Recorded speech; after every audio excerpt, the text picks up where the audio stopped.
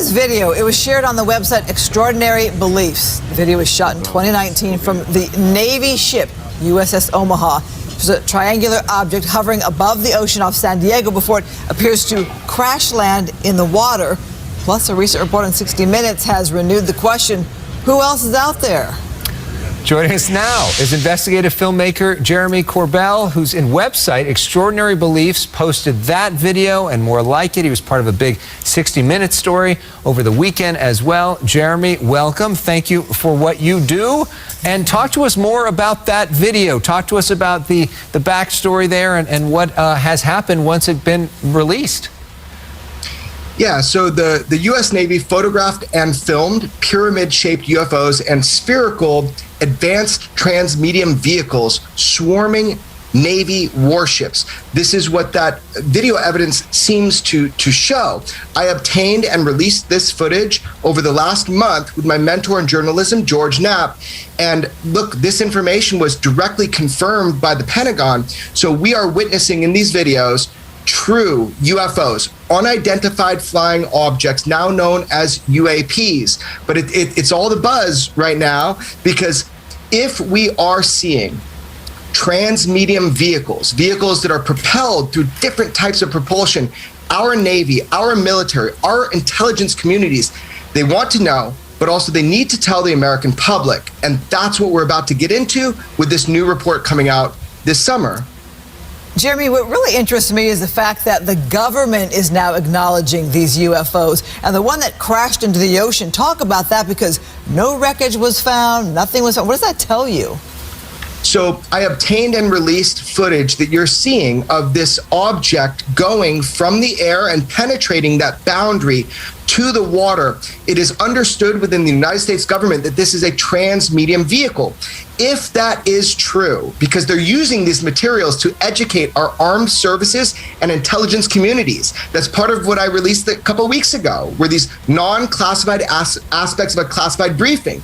So if this is true, and if this is a transmedium vehicle of unknown origin, you know, our military wants to know, but the American people, we have a right to know, we also have a need to know, and we have a duty to find out. So that's why this is an exciting time, because we're having the conversation of physical, tangible objects in our air that fly with impunity through our restricted airspace. So is your thinking that that's an alien, or that maybe that's Russian intelligence or Chinese intelligence or some other country's military doing this?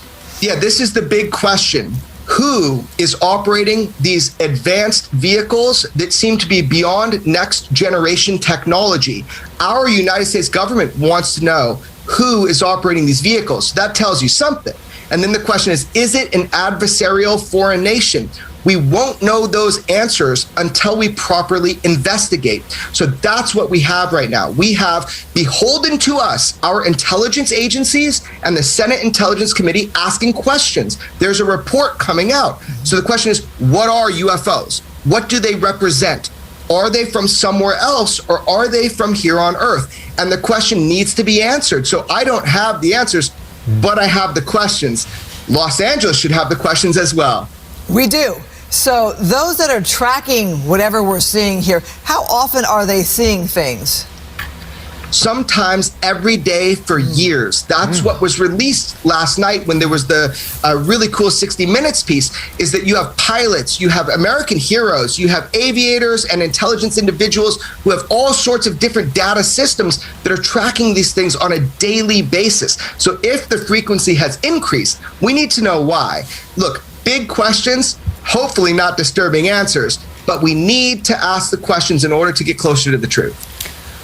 Do you believe that there's any chance that we as human beings are the only life in the universe? I love how you phrased that. That is inverse of how it would have been phrased 10 years ago. There appears to be no statistical data to represent the idea that we are alone in the universe. Are they visiting here, and who are they? We don't know. We need to find out. Is this U.S. Black Project? Probably not. Is this a foreign adversarial nation? Probably not. Then where are these from? So that's the question for our Department of Defense. It is their job to answer us and represent us. And that's what's happening this summer. So are you part of this report with Congress? Accidentally, I might be part of this report because I've been releasing things for the last month, and I'm not done yet. I've just started. Are you confident that the U.S. government will be honest with the people when it comes to this issue? I think that depends on us. I think that we need to demand a level of UFO transparency that is unprecedented till this time. We know we've been lied to. The UFO studies did not stop with Project Blue Book. They continued. We now know 2 of those programs' names, OSAP and ATIP. The question is, what are we going to learn now? We must demand to have transparency about UFOs. This is the biggest story humanity has ever engaged. So with this issue, where are you hopeful? I'm hopeful all around.